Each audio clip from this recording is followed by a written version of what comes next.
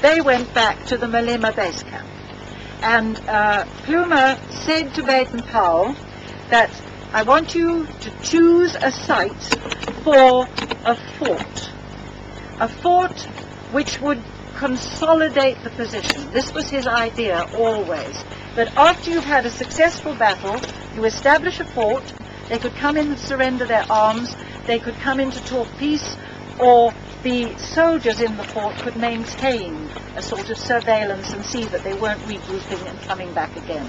It was a holding fort. This is what he said. On the 22nd of July, this comes from the Matabeleland campaign, I selected a position in which to build a fort to command this portion of the Matopos. I chose a point where there was open, fairly flat ground for half a mile in every direction, close to a permanent stream, at a spot where there was a mighty thorn tree, only there isn't any more, which would serve as a crow's nest or raised platform from which a Maxim gun could command the whole of the ground round the fort. He afterwards says that he'd be able to get a van up there with a gun, because there's not much use having the gun on its own. On return to the camp, I drew out the design and plan of the proposed fort, and in the evening again went out there, taking with me a portion of Robertson's Cape boys to start work upon the following morning. This fort was named Fort Usher, being near the site of one of Usher's farms, and also over there, which you'll see when we get out of the thicket again, is a great big hill, a big flat dwala called Usher's Cop. Now on that cop, Usher had a house and he had a store, and then he had the farm land down here. So this is why it is called Fort Usher. Usher had farms all over the place, hence Usher 1, Usher 2, Usher 3, and this is Usher 3. So he said he went back, and I'm afraid it's only a tiny little picture, what the fort was to be like. It was basically a rectangular fort with a gun emplacement north, east and southwest on the corners. This is how he describes it. The above, his picture, was the usual type of fort erected for keeping command of a district after its subjugation. Outside the abattis, or hedge, because he puts a hedge all the way round, the hedge of thorn bush, a wide belt of grass was left standing, as the dark bodies of native assailants would show up well against its whiteness at night. And beyond the belt, it was burnt away to prevent grass fires coming up to the fort. So that was the plan, and there's a little drawing, and he does it with the surrounding fence, which was made up of sandbags strengthened with balks of timber, which probably explains also why when you see a camp there doesn't seem to be much in the way of anything growing round about. They used the timber to support it, and earth on the outside.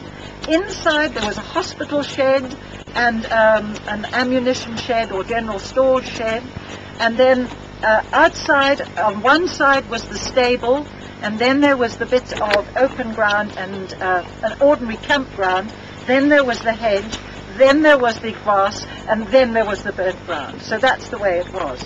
Now in 1970, Ian Cross did a very extensive study of rebellion forts in Matabeleland, and he gives the map reference.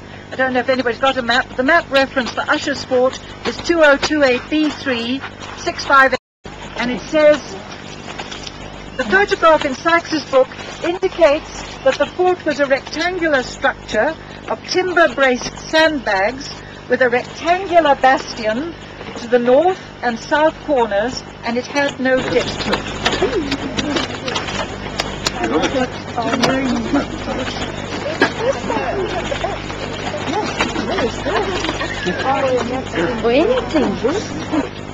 This was one of the failings of the Boer War, was that the rifles wouldn't shoot straight. You couldn't actually aim at a man and hit him if he was more than 50 yards. The Imperial troops that came here had these. By the time you had fired 7 shots, you couldn't hit a man at 40 yards because the bullets tumbled. At Rorke's Drift, 1% of the bullets fired over that barricade hit a Zulu. So 400 Zulus got shot with 20,000 rounds. They didn't clean their weapons, and after the first few volleys, they were hopelessly inaccurate. At the time of the rebellion, the later cartridges with the paper patches were a lot better. They were lubricated with an improved lube, and they were reasonably accurate. So after the first few minutes of engagement, to actually be hit was rather bad luck. Very similar to 303. Bit lighter. Yeah, that is the cartridge. 577-450. About 450 roughly. And one of the positions of using this rifle was you actually fired it with your legs crossed there. Baden-Powell in his book says he actually sketches himself in that exact same position. This was when he was in West Africa, I think, and the Ashanti campaign. And Baden-Powell says in his normal, very self-glorifying manner, I was so accurate at shooting hippopotami using this exact pose that the natives called me Mpana Bombu, the giver of red meat. But you Might as well make a noise. Who wants to fire it? Yeah.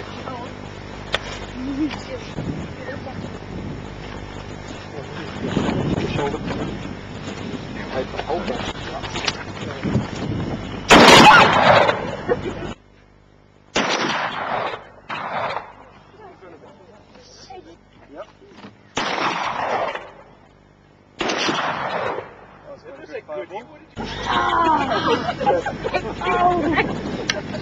One, you will notice the vast cloud of smoke. Two, the lovely sulphur smell. Yep. Right. The battlefields would very quickly have filled up with smoke. Now, loading a rifle for accuracy is a rather slow procedure. I will demonstrate. First, you measure out your powder.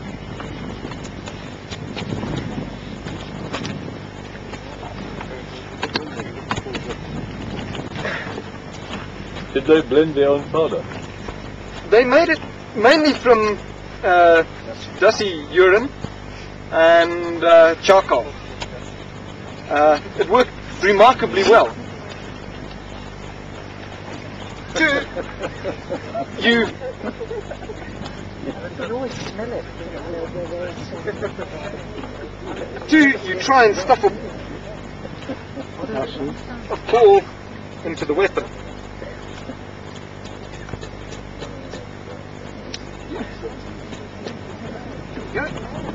It's tight because it's a rifle bore, and you've actually got to cut the rifling onto the bullet when you start it.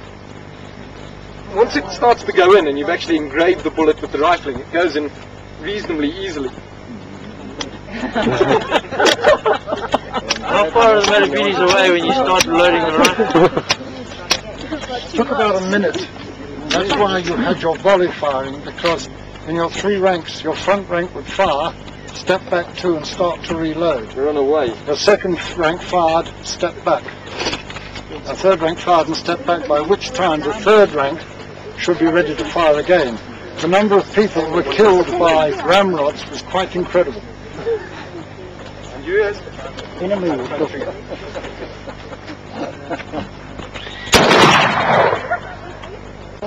Yes, remember, this is a sidearm. Your main arm is your rifle. This you aren't actually supposed to use. It's just in case something goes wrong.